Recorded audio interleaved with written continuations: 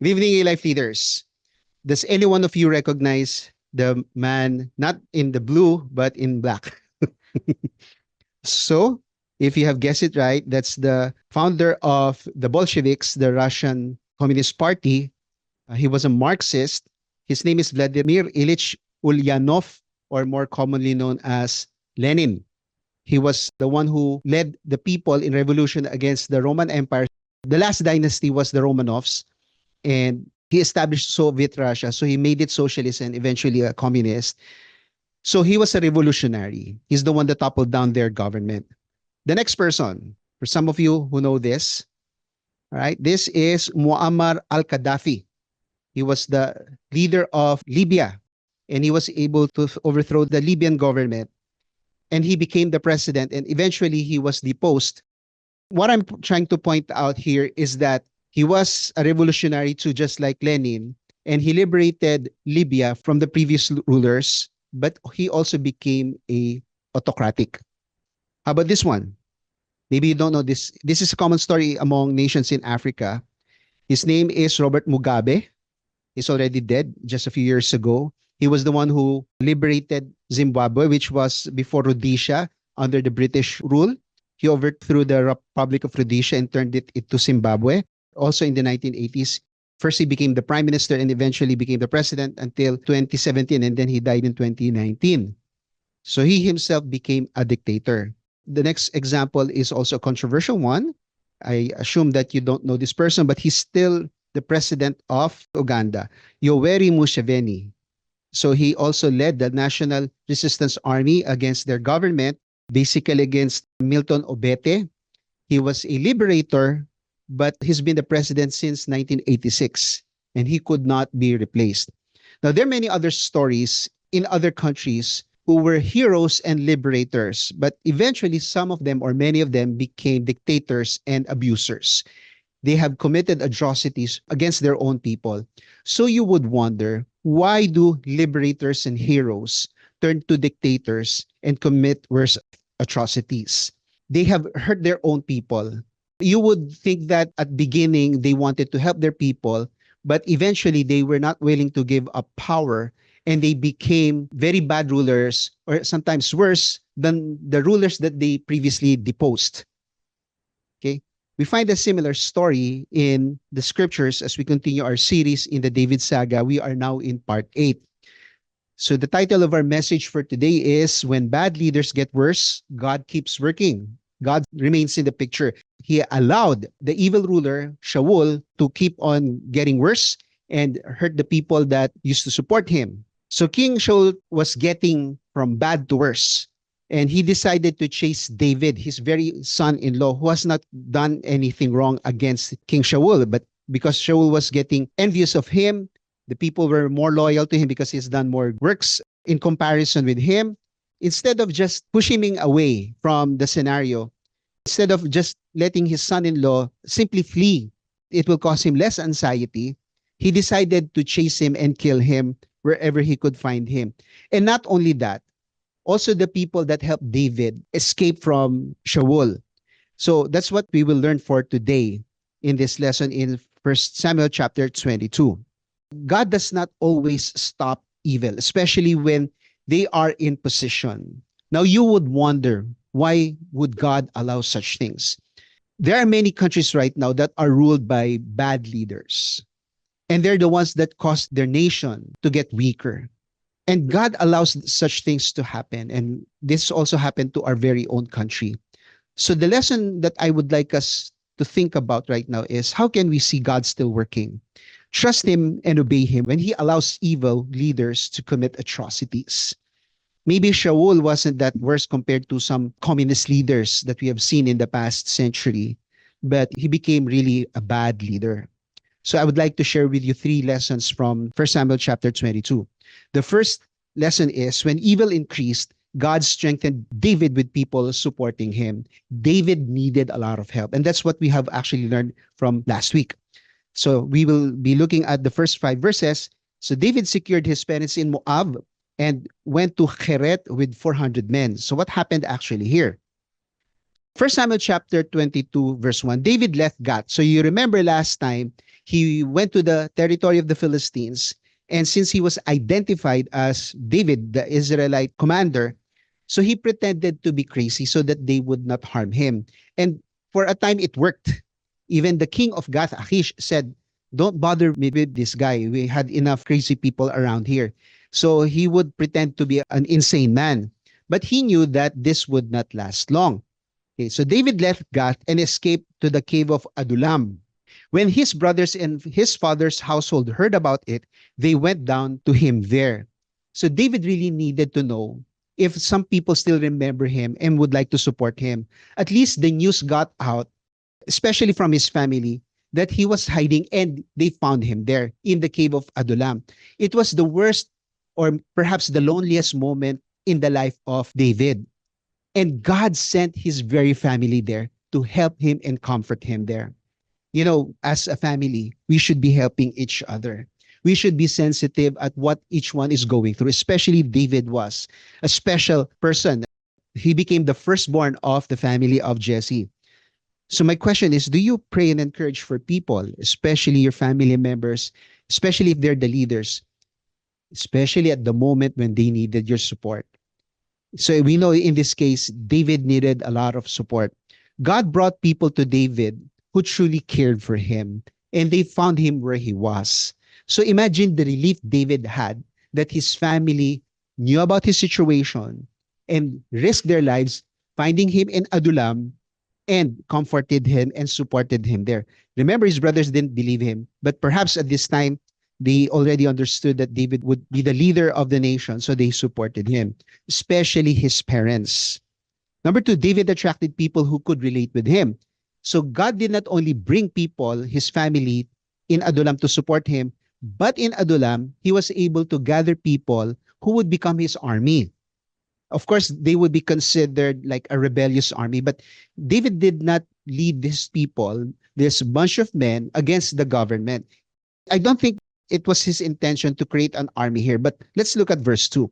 All those who were in distress or in debt or discontented gathered around him. So those people who were upset and disappointed with the leadership of Shaul, naturally, they would disconnect with Shaul, and they found David as a great leader. They are naturally attracted to David, and they knew that David needed help and support. And he became their commander. So previously, David was a commander appointed by King Shaul. But right now, as they assembled and organized themselves, this is part of God's plan that he would have people, men around him, who would be supporting him. And about 400 men were with him. And that's a lot of people. Now, if you're in a small city and if you have 400 men, especially how large the population of Israel at that time, 400 men is a significant number to have an army. And you would imagine how this would alarm Shaul if he heard about people gathering and supporting him instead of him as Shaul. So this is one leadership question that I would like us to think about. Will people empathize with you and trust your leadership? Because David was that good and he got the support of people. I don't think, again, David intended to form an army. It just happened that he was a very good leader and that people organized themselves around him. So that's a very good lesson for us to remember about leadership. Verse 3, from there, David went to Mitzpah in Moab. Now, Mitzpah is several places mentioned in the Bible, but it literally means fortress. So this is a kind of fortress that is found in Moab, which is on the eastern side of Israel, which is now present-day Jordan. So the opposite side of the Dead Sea. That's where Moab is. So you remember Moab are the people, their cousins. Their ancestor was Lot, who was the nephew of Avram. So they had some troubles and conflicts with Moab. But at this time, the king of Moab, knowing perhaps David was considered a rebel against Israel, the king of Moab accepted David here. From there, David went to Mitzpah or fortress in Moab and said to the king of Moab, would you let my father and mother come and stay with you until I learn what God will do for me? So imagine this. David found an unlikely ally here. The king of Moab, he could entrust his parents to this man, which was sometimes would be their enemy. And he was confident that they would not harm him, that his parents would be secured in Moab. So he left them with the king of Moab, and they stayed with him as long as David was in the stronghold. David had to secure his family, especially his parents, because, Shaul was chasing after him and he didn't want his parents to get involved in this conflict.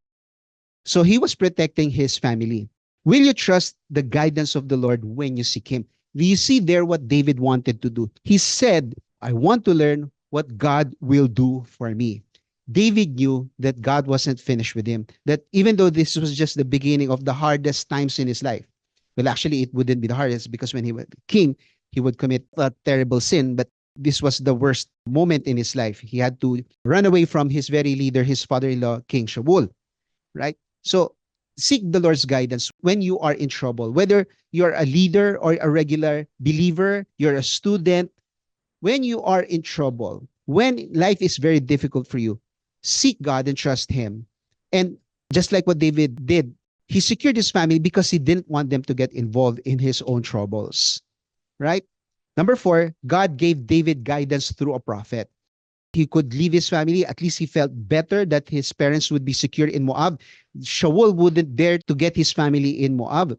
First Samuel chapter 22 verse 5, but the prophet Gad said to David, so imagine this, he got a prophet on his side and he was able to communicate with him. Now, we're not sure if they met in person. The important thing here is the message from God through the prophet got through David. So David knew that God was still guiding him because he was seeking for his will.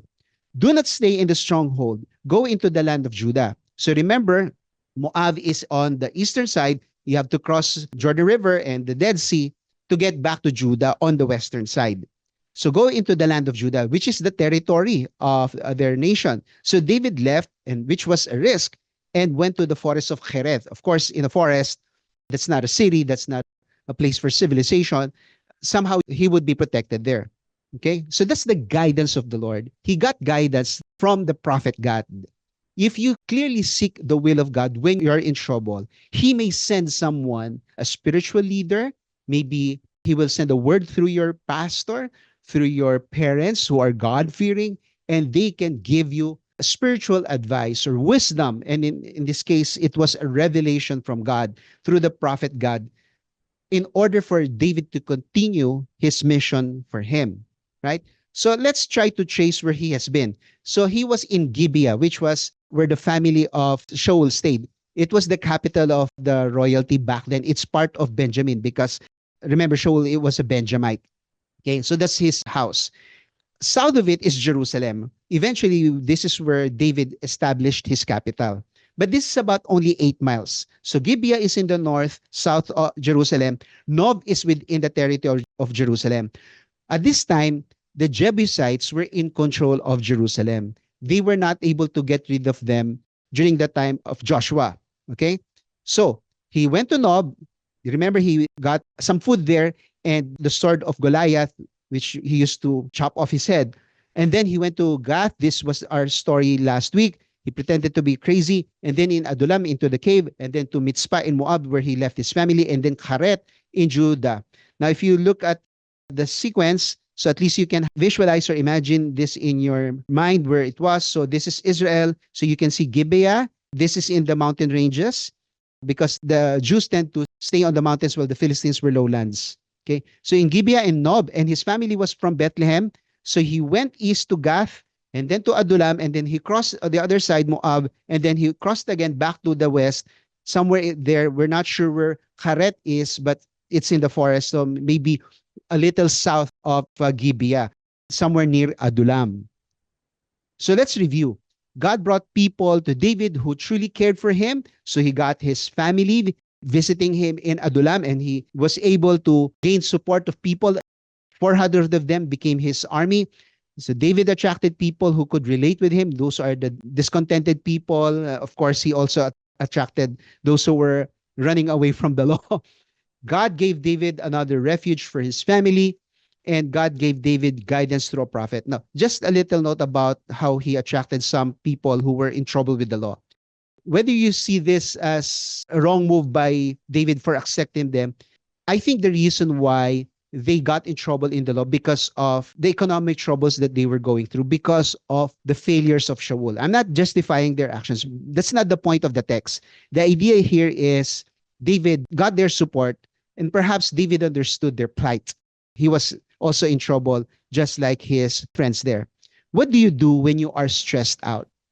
Do you run? It's okay, as we have learned here. He ran to Adullam. He ran to Moab, and he ran to the forest. It's okay to run, but realize that God stays with you. He's still working. And that's why he found favor in every place that he went. He found some refuge in Adullam. He found help from Mitzpah in Moab, and he got some place to stay in Heret. Okay? And feel that God is not helping you. If is that what you feel, don't lose your faith in him. God remains with you. The second point, this is the longest part of the text covering second point. When evil increased, so we're talking about Shaul here, the evil leader keep on getting bad. God allowed Shaul to commit atrocity against his priests. Now, this is the sad part of the story. So we are in verses 6 to 19. Shaul and Doeg massacred Ahimelech and his family. Why? So David is not in the picture here. It's more of what happened on the other side, what Shaul was doing. First point, God showed Shaul how he isolated himself from the people because of his bad leadership, because the anointing of God wasn't with him anymore. And we know it was with David already. Verse 6, now Shaul heard that David and his men had been discovered. At last, Shaul can continue chasing David. And Shaul was seated, spear in hand. Normally, when you're seated as a king, you're like taking authority, you're giving out commands. But having a spear in his hand means he's angry. He wants to do something violent. Under the tamarisk tree on the hill at Gibeah, his capital, with all his officials standing at his side. So he made sure that he can get all the help that he needed as king. He said to them, listen, men of Benjamin. Okay, remember he is a Benjamite. Will the son of Jesse, he didn't name David. He called him the son of Jesse because maybe he didn't want to even pronounce his name. Sometimes when you're angry, you wouldn't want to mention the name of the guy. Will the son of Jesse give all of your fields and vineyards? Of course, this is a rhetorical question. He's discouraging them from changing their allegiance, his very own people, the Benjamites.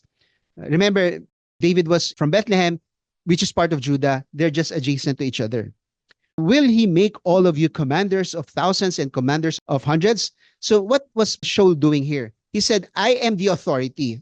He's on the run. He's not ruling. I'm the king. I can do these things. Now, obey me. Stay with me. Be loyal to me. Verse 8, is that why you have all conspired against me? So he's now expressing his disappointment because he's not getting the help that he needed. Apparently, no one is telling him until somebody squealed where David was. Right? No one tells me when my son makes a covenant with the son of Jesse. So even from his own household, Jonathan, he's hurt that his very son, Jonathan, was loyal to the son of Jesse, David. And no one told Shaul about it, that his very son was not siding with him. Okay, none of you is concerned about me or tells me that my son has incited my servant to lie in wait for me, as he does today. So now he's expressing all his anger toward the people. He's discouraging people from being disloyal, just like his son became disloyal to him. So have you seen how unreasonable a leader can become? Imagine, he's chasing for his son-in-law. And he's now sort of trying to start a rift between him and his own people because he's upset that his very own people, the Benjamites, are not supporting him. So it's like this. When you're a leader and you're upset, sometimes when you approach this problem with anger, you can either push them away from you or force them to submit to you, right? It appears to be that Shaul wasn't winning them. He's forcing them to submit to him. And how he loses the support of more people. This is a leadership lesson. If you have to force people to follow you, that means you have lost their hearts from you a long time ago. And you have to reflect upon yourself.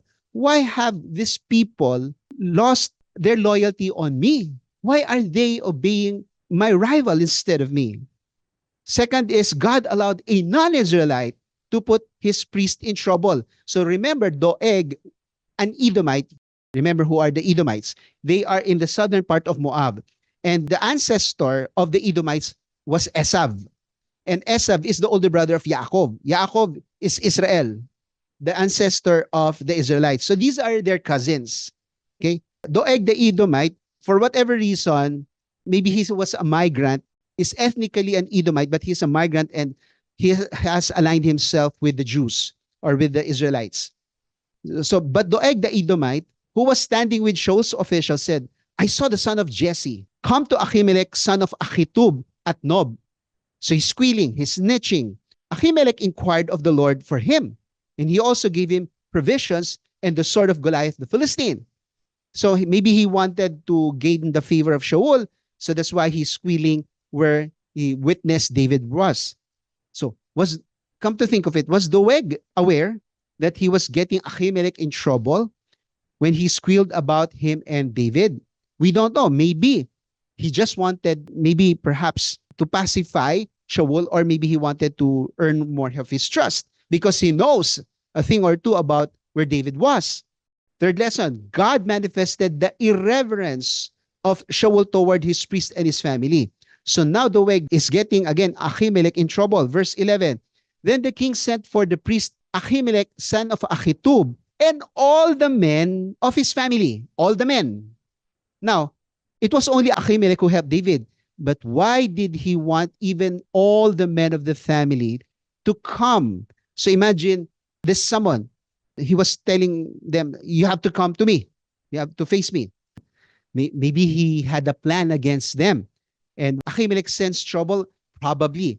Who were the priests at Nob? And they all came to the king. Of course, they have to obey.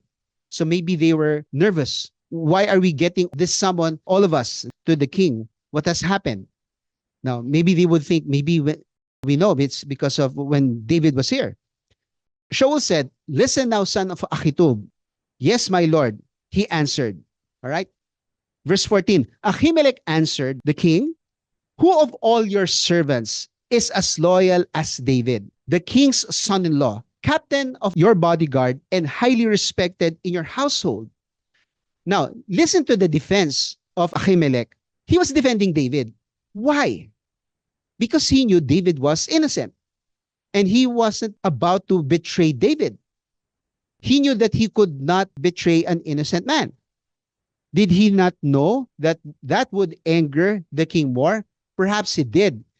Maybe he was thinking by defending David, he would be able to pacify King Shaul of what he wanted to happen.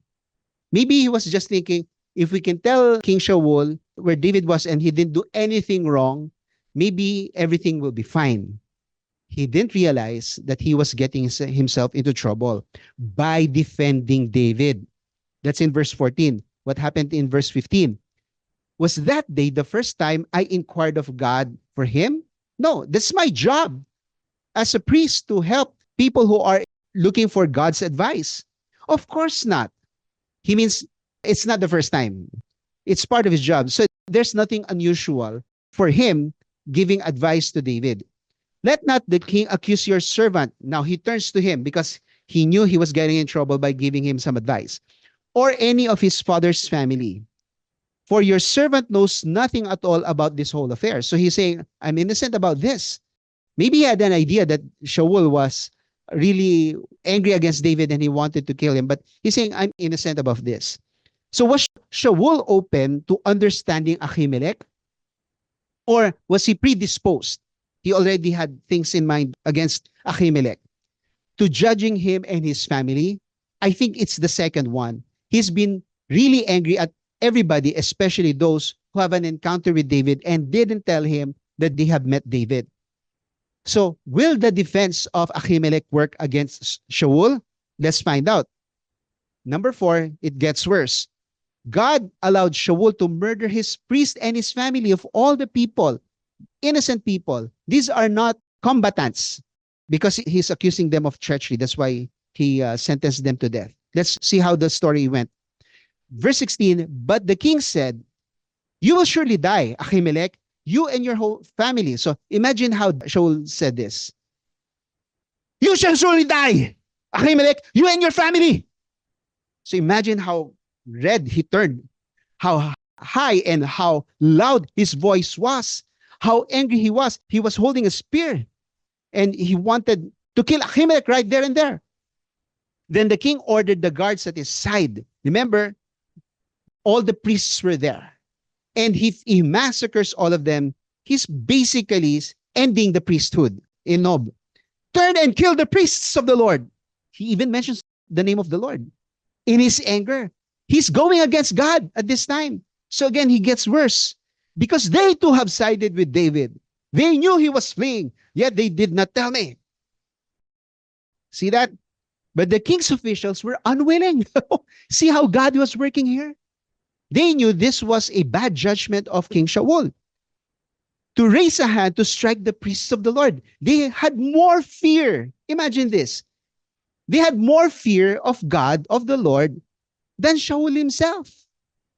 And see, Shaul didn't realize that God was actually prohibiting him from doing that by not letting the people around him, his fellow people, Benjamites, to kill this bad move.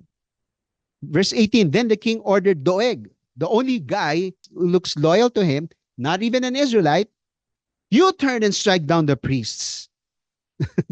Wow. So Doeg, the Edomite, turned and struck them down. That day, he killed 85 men who wore the linen ephod. This one guy murdering 85 men. What did the other people do? Those who refused to kill, maybe they couldn't do anything. And I'm imagining how Doeg was doing this murdering. I mean, how he was just venting his anger. I mean, he got the anger of Shaul, and how each one of them. Now, right now it's easy. Like if you have a gun, you tell all of them to kneel, line up, and then bang, bang, bang, bang, bang, bang. I don't know how Doeg did this, but they were watching a horrible scene. And maybe Shaul was laughing and shouting and cursing and all of those stuff. But what were the other people doing? 85 men. I'm not sure if you remember this. Maybe some of you were very young. In Mindanao, Maguindanao, where they murdered several journalists. But there were several men murdering the journalists. These are not armed men and women. They were merciless. This was a horrible scene. And if there was somebody videoing that, I don't think you can watch the video on how Doeg was murdering. Perhaps because he was an Edomite, it was easy for him to kill the priest because he was not an Israelite after all. This is horrible. It's horrible. Okay? He also put the sword Nob, the town priest, with its men and women, its children, infants, and its cattle, donkeys, and sheep. So it's not just 85 people, men, even the whole town. They obliterated. I mean, how can somebody do this just because Ahimelech didn't tell Shaul that David was there and he was doing his job as a priest? Now, this is what you would think. Why did God allow these things to happen? And obviously, Doeg was excessive. He showed no fear of God, and maybe he's worse. Of course, Shaul was all accountable for this to God. He was responsible for this horrible act that Doeg did. He was the one who issued this command. Maybe there we can actually stop and think about, where was God? Why did he let that happen? At the command of the king. Didn't God think about that when he appointed Shaul that he would turn this bad and kill his priests? God showed Shaul how he isolated himself from the people. So even his fellow Benjamites didn't support him. He allowed a non-Israelite, Doeg, the Edomite, to put his priest in trouble. God manifested the irreverence of Shaul toward his priest and his family. He didn't even respect them as God's priests. God allowed Shaul to murder his priest and his family. Now, you may question God for that. Do you have any good explanation why God allows such atrocities to be committed? You know, Shaul was destroying his very own people. He think he would win the trust and fear of more people. No, this would again further isolate him from the people, his very own people. How do you handle your emotions and thinking when you hear such tragedies? It's one thing to think about it, and maybe perhaps after the event, you saw how bloody the place was, and you saw Nob being almost turned into nothing. Even the animals. See how angry Shaul was? It's a tragedy. Last lesson. When evil increased, God saved a son to sustain the lineage of his priests. We are in the last part of chapter 22, verses 20 to 23. Abiathar escaped from Shaul and ran to David.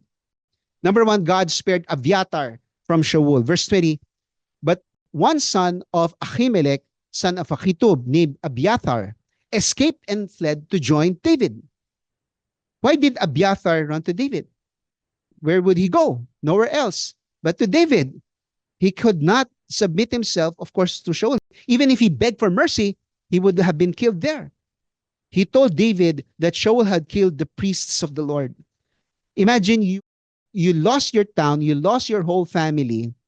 You were able to escape, or barely saved yourself there, telling David all these things. Did he blame him for what happened to his family? I guess not. Of course, you would blame Shaul for this because Shaul was the one who commanded Doeg to do all of this. But would you also try to blame David? Because if David wasn't on the run, his father would not have gotten into trouble. But he ran to David. He knew that he's the right person to go to.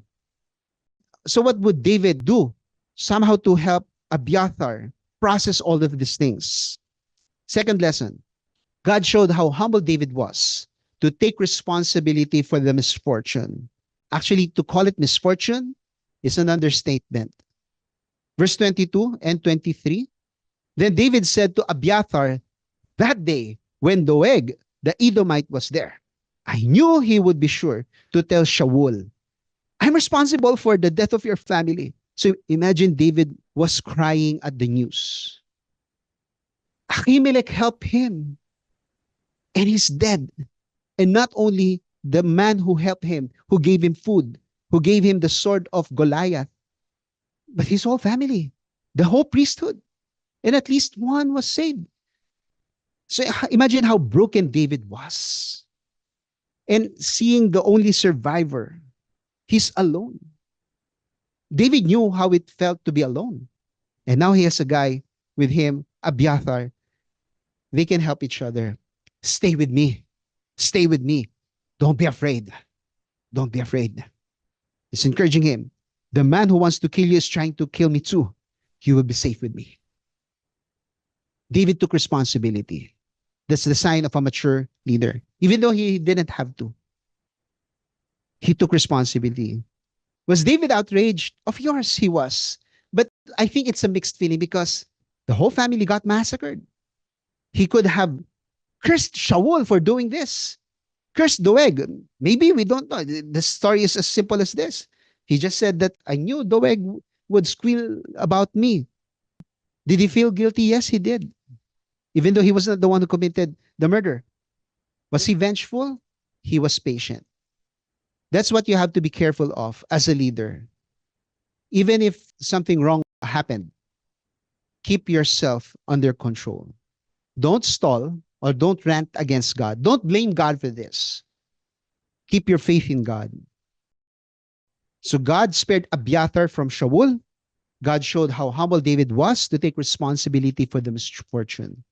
How do you handle such horrible news against those who fear God? These are priests. These are holy people. They serve the people of God through their job as priests, as people who offer prayers, offer sacrifices for the people of God. Do you plan to do something about them? Of course, David was, but he had to wait for the Lord what he could do. When bad leaders get worse, God keeps working. So God strengthened David with people supporting him, his family and 400 men, which became his army, a private army. But they weren't rebels against Shaul. God allowed Shaul to commit atrocity against his priests.